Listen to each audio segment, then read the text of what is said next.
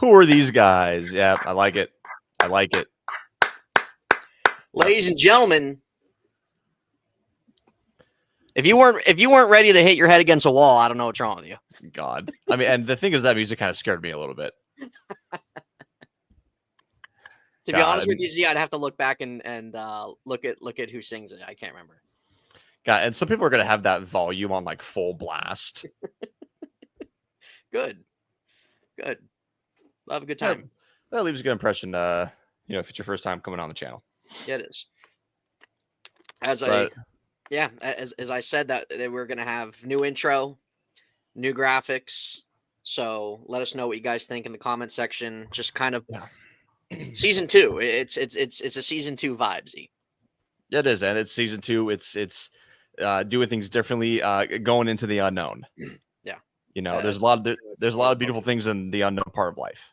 Yes, there is, and that's what we're both doing. We both have zero destination right now. So your destination coming up, Z, you will not be in this country. No, I won't. Yeah, I mean, do we want to talk about that real quick? Yeah, we can. Yes. All right. So in T-minus 12 hours. I mean, it's not that crazy of a thing. Honestly, I actually won't be too far away from you. No, you won't. No, I won't.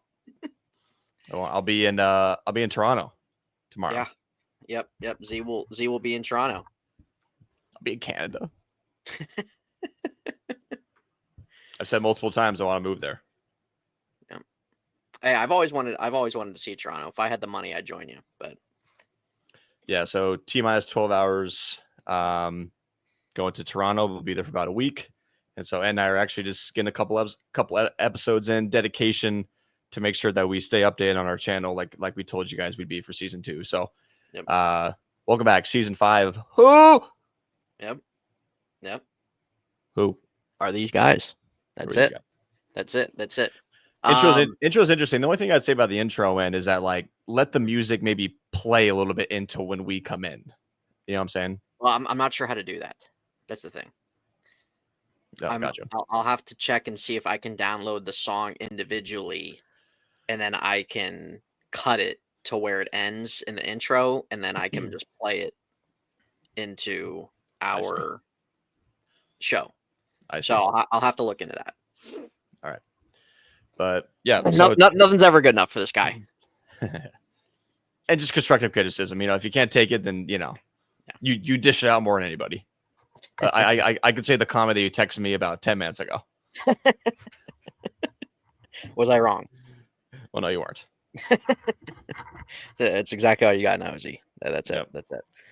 So yeah, welcome back. Today's June 25th. We're gonna kind of start this one off hot because today is NBA draft night. NBA draft. It's a joke, by the way. The presentation. Can I start real quick with the fact that the Suns just picked, and Adam Silver went up to the podium and said the Houston Rockets select. What the hell is that? and then you have what's his name? Who? The guy the Suns drafted from Duke. How do I pronounce his name? Malawach. And then he goes up to the stage and puts on a Rockets hat. Yeah, I know. I've never understood why they've done that, but they've always done that. And then after the pick's over, then Silver will come on there and say we have a trade to announce. The pick, for example, the Rockets pick will get sent over to the Suns. Right. So that was another thing when stupid. It's stupid. I hate that. Went up to the stage, when he went up to the stage, and he was like, "I have a pick to announce," and you hear all the fans go, "Oh." Yeah. And then he announces what everybody already fucking knew. Yeah, I know, it's stupid. Oh my God, change that, dude. And if anybody's watching this defends that, what are you defending? I mean, nothing to defend. It's just stupid. It is stupid. Yes. Yeah. No. There's nothing to defend on that. I don't know why the NBA's done that, but Z, they've always done it. Maybe you just didn't realize or recognize that or anything before this pick. But yeah, I think it's very dumb because the Blazers just traded the 11th pick after the Suns to the Grizzlies, and they announced it as the Blazers draft pick. Oh my God. Yeah. Just why? I don't know. They did the same thing with Luka Doncic. I forget who it was that was picking for Dallas, but it was Dallas's pick. I can't remember who. Well, So today's draft night. Obviously, we can start it off with Cooper Flagg. I mean, obviously, Cooper Flagg was selected first overall, and I still think it's rigged. I still think it's absolutely rigged that somehow Dallas got the number 1 pick. I think that's highly possible. Yes. Yeah, I mean, again, it's a hot take, but get the number 1 pick. We've extended Kyrie. Yep. Free agency's Well, coming up. You can look back at a couple different instances. You had the situation with LeBron in Cleveland. So, Cleveland, when LeBron left Cleveland, Cleveland made the Eastern Conference Finals and lost to Boston. Yeah. So Cleveland was not projected to get a top pick that year. But Cleveland ended up winning the draft lottery that year. Sure. And who did they end up getting? They ended up getting Kyrie Irving, who was viewed as a generational prospect. The same thing happened with the New Orleans Hornets that selected Anthony Davis, because that was the year they shipped off Chris Paul to the Clippers. And then you have it this year as well. So I don't want to say that it's like impossible for a team like Dallas, where they were at, to get the number 1 pick. I don't want to say that's impossible.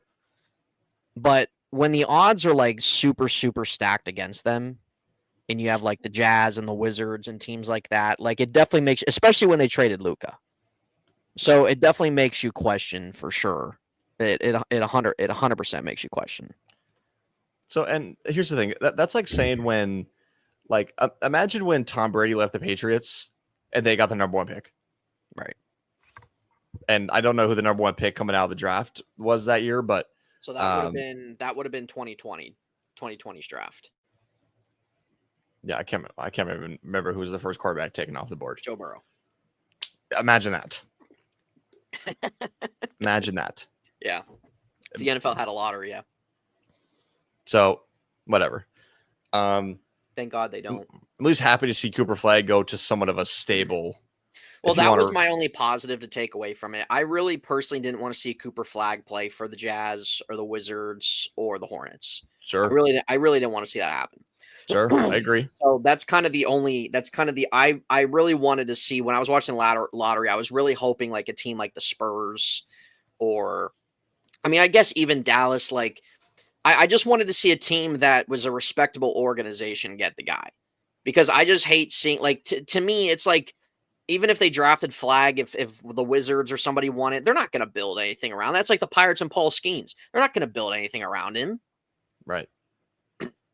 Right. Agreed. So I think he's like, I mean, people question Dallas's management and ownership nowadays, that like Mark Cuban doesn't fully own the team. And Right. With Nico Harrison being the general manager. But I don't know. I mean, they're a lot more of a stable, respectful organization than all those other ones you just said. Right. Utah? Yeah. You want to go to Utah? No. The hell's going on up there? So, at least you live in Dallas. You get good weather. You live in Texas. Yeah. Big sports state. Yep. You want to go to Sacramento? No. Yeah. So it's just like, it's, he personally should be glad he's going to Dallas. I think he is. He should be. I think he is. Yeah. So let's kind of skip over some of the picks, because we're going to get to our main topic, which is going to be about Kevin Durant. And okay, here's exactly what I mean. All right, so God, this just infuriates me to a whole different level, because the NBA is dumb as is, Yeah. And the fact that this is what the NBA tweets. They put the Rockets in the background. Somebody please provide me a valid reason why this is okay to do. When everybody knows this guy's going to the Suns. Yeah. Oh, well, the trade hasn't gone through yet. Oh, Kevin Durant hasn't done his physical. Whatever. I don't care. Yep. Anyways, But it's not even about that Kevin Durant hasn't gotten his physical. They do this every time. Every year when there's trades, this is what they do. Even if it's been 2 months in advance, this is what they do. They have the team that originally had the pick, and then they'll announce the trade after the pick's done. Right. They've done it for years. Right. They've done that back to when I first started watching the NBA draft. I know. Because I remember, like, my mom, I would be at basketball camp. There were a couple times I'd be at basketball camp, and she would write down, shout out to my mom on this, because I mean, Z, you know how big of an NBA guy I was when we were in elementary school. Yep. So my mom would write down for me on note cards every single pick that happened in the NBA draft, so I could come home and go through every single pick. And Right. like, I would either watch it or like I'd look at whatever's written down. I'm like, well, didn't this team have the pick? And it's like, oh, well, let's trade it. I mean, it's what they've always done. Mm-hmm.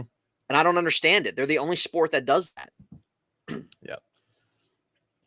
So, anyways, It just looks stupid. It just looks so stupid. What if you're not watching the draft? You're like, oh, the Rockets got him. Right. Like, you're aware Durant got traded, but maybe you aren't aware that the Suns got the 10th overall pick. Right. Like, oh, the Rockets got him. No, what? Put up the Suns graphic. Yeah. Because you announced the trade after he's picked anyway. Just put up the graphic with the Suns. Well, it's ridiculous because it has it as Houston under the board, and then it says proposed trade Suns. Like, what is that, dude? Get rid of that. Get rid of that. Bad. Yeah, it's really just bad. All right. Anyways, like, imagine the NFL did that. You know how stupid that'd be. Yeah. Oh, the Steelers take Jackson Dart, but he's gonna have to go on the Giants. Yeah. Right. Just dumb. Anyways, and I are done nitpicking because there's a couple important topics to get to outside the Suns drafting this gentleman out of Duke. Massive pick. Oh, yeah, it was the best pick for them, best player on the board. The Suns needed a huge center. They got a guy that's going to play defense, that's going to rebound, that's going to rim protect, that you can lob the ball to down low. Yep. But after he was picked, the Suns made a trade. Yes, they did, and I didn't think you were going to time it that quickly. Otherwise, I would have pulled it up. Well, that's fine. Be prepared. But yes, you are correct. The Suns chose. Go ahead and say his name, man. I don't know how. I'll learn how to pronounce his name eventually. Well, so the Suns took. I don't know it. With their draft pick, you can. I've heard people call him Cayman. I've heard people call him Come On. Whatever you want to call him. But Maluach. So that was their Maluach. So that was their 10th overall draft pick. And hopefully they'll actually develop the kid and not just freaking ship him off like they've done some other draft picks. And transition into number 2. Yep. I don't know, man. I don't know. They got 2 Duke centers. Mark Williams. Obviously, there's a lot of really Mark Williams started becoming a name when the Lakers traded for him and then the physical failed or whatever happened in that scenario. Right. I think that's what happened. I think he failed his physical, right? Yep. First of all, I feel like the Lakers were trading way too much for him. They were trading multiple first-round picks. They were trading their first-round pick from last year, Dalton Connect, which, again, the NBA is the only stupid-ass league that does shit like that, where, I just draft a rookie, and I'm going to trade him halfway through the season. Yeah. What is that, dude? I don't know. So the NBA is so quick to move off anybody. Anyway, staying on topic here, because we've been nitpicking. Mark Williams, then. Yep. Mark Williams. Yep. Yeah, I'm not really sure what my thoughts are right now about it. So the Charlotte Hornets are trading Mark Williams, Phoenix Suns for the 29th pick tonight and a 2029 first-round pick. So here we go with the Suns again, trading all their picks away. They've done it. I don't know where Ed went, but they've done it a million times throughout the 2020 era, ever since I feel like they made the NBA Finals. They trade all their picks, and now they're trying to get their picks back, and now they're starting to trade them again. Yep, so they traded 2 of their first-round picks tonight. Right. So you can say what you want about Mark Williams as a player. Let me just start off with that. I know there's health issues, but he's young, and honestly, and when he's on the court, he's dominant. He's pretty solid. Yeah. He's still young and still has developing to do, but He's really not bad. Like I really think that them acquiring Mark Williams is the best center they've had since Ayton, honestly. Now, I'm Right. not saying Mark Williams is going to be this multi-time All-Star for the Suns. I mean, he still has proving to do, but he's a guy who's going to give you rebounding. He's going to give you some defense, and he's going to be able to give you a double-double every night. Sure. So, honestly, I don't think that this is really a bad trade for the Suns because they've desperate now that, but they also have Nick Richards still. So what do you do with him? He's got to get waived, you think, right? Yeah, he's got to get waived, or if you trade him for like a second round pick or something like that, if somebody wants him. But yeah, they came out of tonight much better at the center position and in their Yes. front court. They got some defense. They got some rim protecting.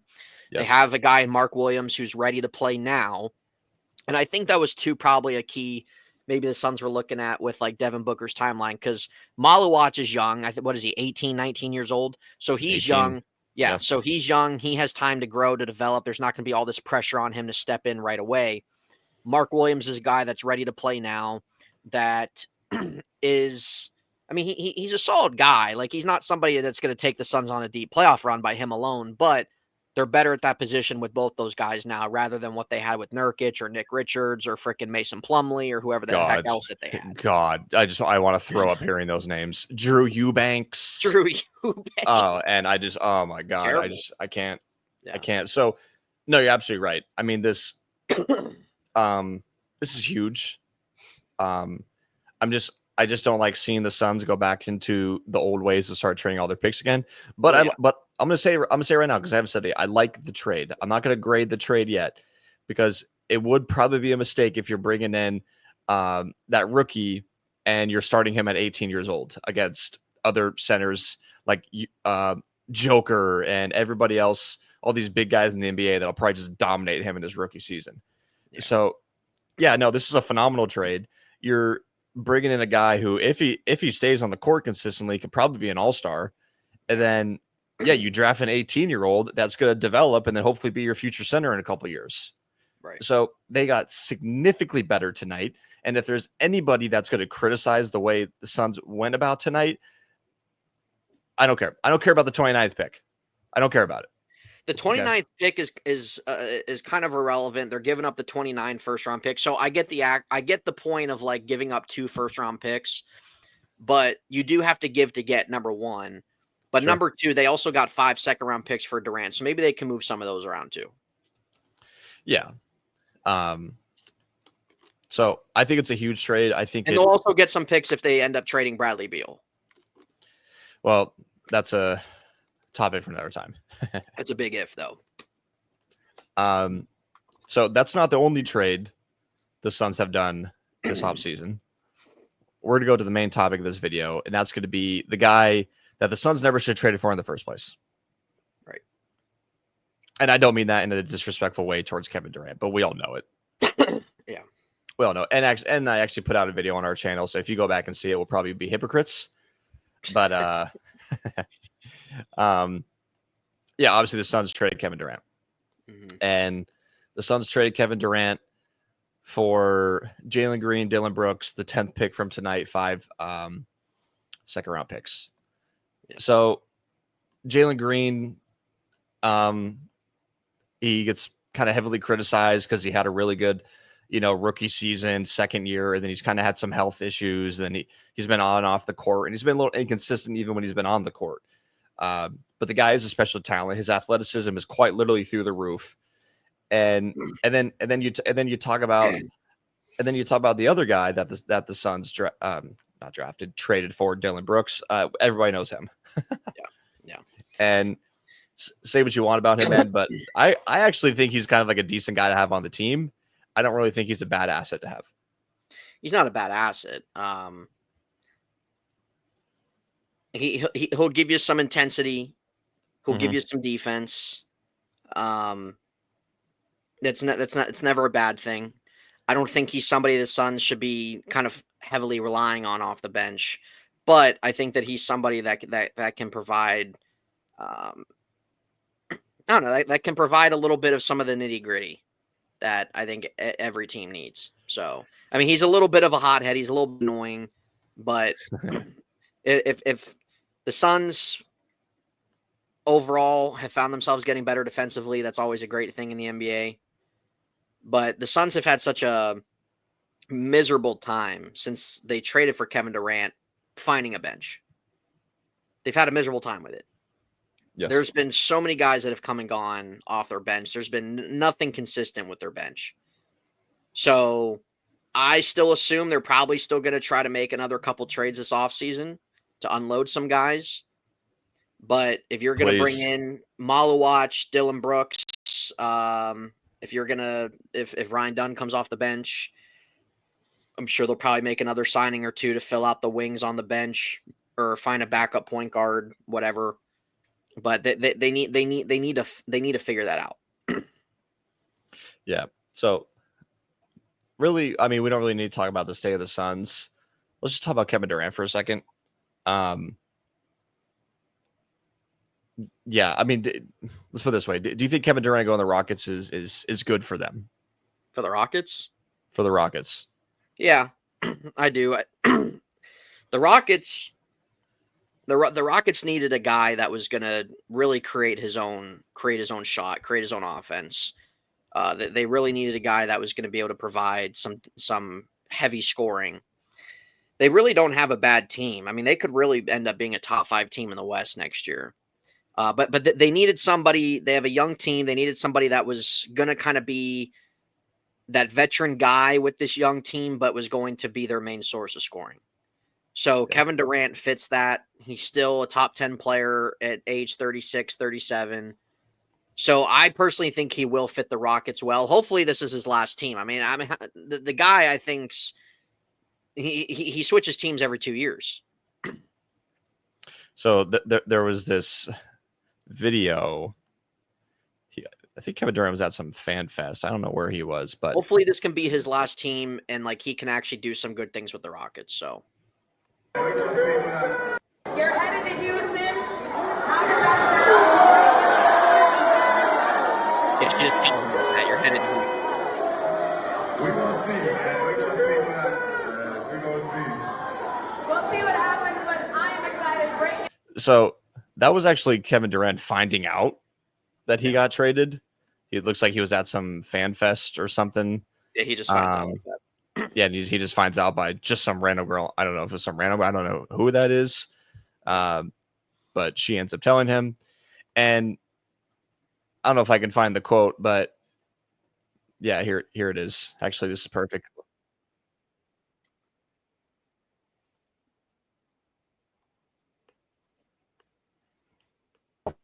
I just felt like This one for you. A lot of heartbroken Suns fans right now. What would you like to say? That's not true. No, literally, heartbroken Suns fan.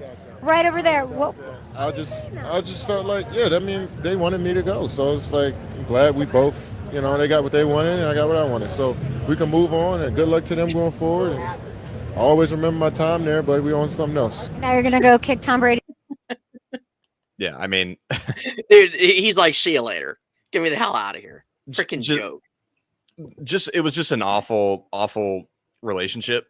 Yeah, it was. Budenholzer wasn't the guy, which actually when they hired Budenholzer, I actually liked that signing because he's one, an offensive guy.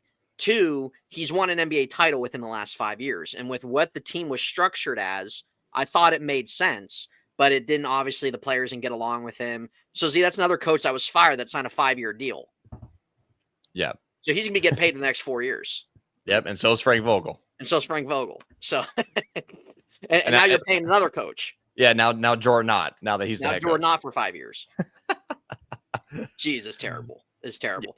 I'm not too confident in their current coaching position. I'm all for some of these guys that have been in the league as assistant coaches or the G Leagues or whatever getting opportunity, but not all of them work out. So you have to really keep your expectations short. Was he with the Cavs?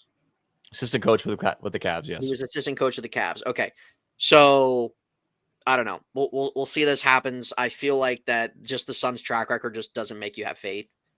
I mean, the Suns haven't. I mean, really, Monty was really the last solidified coach they had, but he was only there 4 years. Yeah. Right, 4 or 5 years. So it's not like a long time. I would say 5 years. I think 3 or 4. I think he became the coach the COVID year. Okay, so 20. So And then 3-4 years. And then the following year they made the finals, and then the third year they made the second round. And then didn't he get fired after that second round? I think so. Because So they were 3 the best team years. in the NBA. They Regardless, were the best team in the NBA that year. Yeah. I hate the way the NBA goes through coaches. I really do. I mean, you saw Denver's coach get canned as well for a young guy. Yeah. So I don't get it. I don't like it. I'm all about longevity. That's just me. That's what I prefer in sports. When you're recycling coaches like that, it's not good. It's not a good organizational thing. Yep. But based off that interview with Kevin Durant, shout out Kay Adams. But with Kevin Durant in that interview, I honestly thought that was hilarious. Yeah, because he could seriously care less. I think he enjoyed living in Phoenix. Yeah. But I do respect him. Like, he didn't go out and about of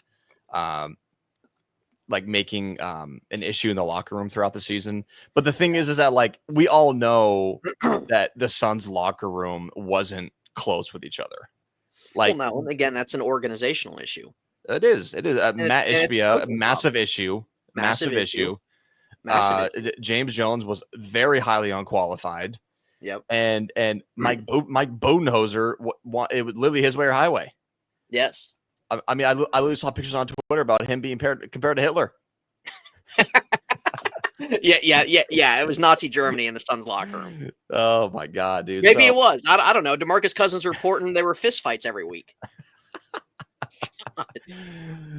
So it was just unfortunately an awful situation. I mean, when the Suns traded for him, it was an exciting time. I think they had a really good opportunity that season.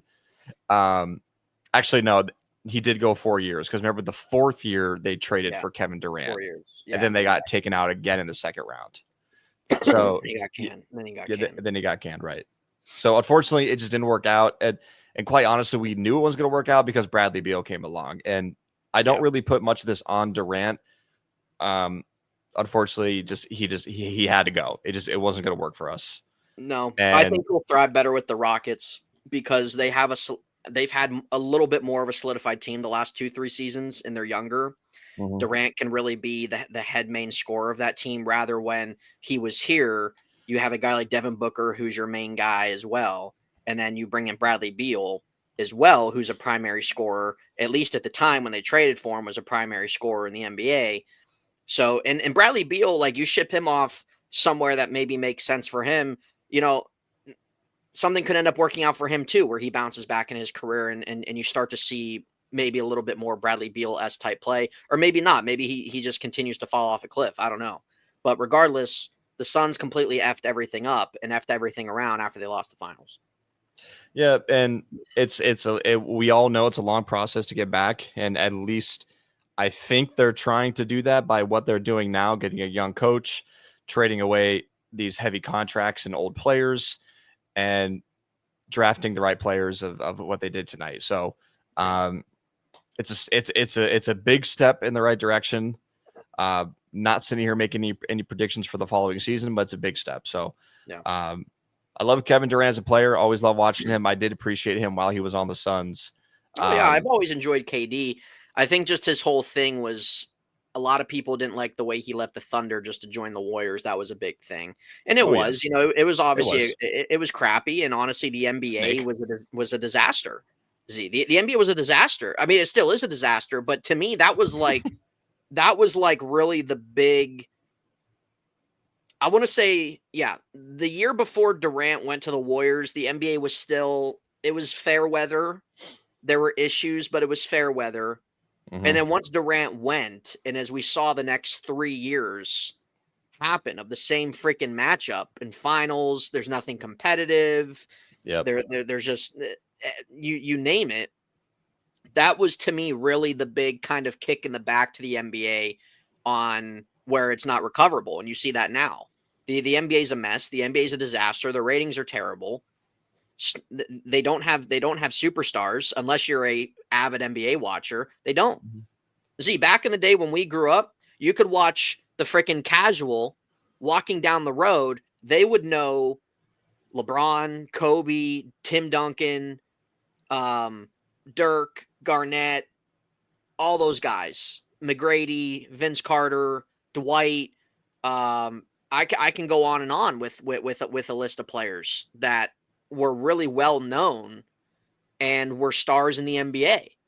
Today, outside of a few names, I don't think the casual guy that doesn't pay much attention to the NBA is going to know who Ja Morant is. Or freaking who's another guy, or maybe a Trey Young, or somebody like that. I think the only guys that maybe Jalen Brunson.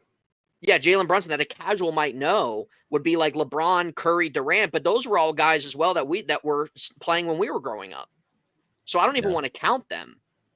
So like maybe a Jokic, maybe a Giannis, maybe a Luka, maybe, but that's what I mean. Outside of these hardcore avid NBA watchers, I don't think most casual people really know too many NBA players outside of LeBron, Durant, Steph Curry, or guys like that have been around for 10, 15 years. Well, it was good to see Game 7 have one of the highest viewership in years. Johnny, Jonathan walking down the street knows Chet Holmgren. Yeah, you're right. Oh, man. I think Game 7 had like 22 million viewers, which is one of the highest playoff finals games in years. Well, it was the first Game 7 since 2016. Right, and unfortunately, it was a fluke. It was. So, yes. It was. Hopefully, Tyrese Hurton, Halliburton, they had a phenomenal season. Hope he recovers quickly. Might be out all of next season. Not sure. Yeah, so it's a heartbreaker, man. It's a heartbreaker. Well, guys, we're gonna wrap up episode 5. Pushing 10:15 at night, and I'm gonna try to record another episode before we head on to Ontario tomorrow. And honestly, we might stay in Ontario. Who knows? Yep, you might not come back, and that'd be fine. So, other than that, everybody, Z and I will check out here. Hopefully, again, you guys are enjoying some of the new look of the new season. We'll try and maybe get another thing or two implemented into this, but overall, hopefully, you guys are enjoying the new presentation. So, yeah. So appreciate you guys watching episode 5. Hope you guys enjoyed our first round insight, everything we talked about. I know it was a lot of suns, but hope you guys enjoyed it. So we'll see you guys for episode 6.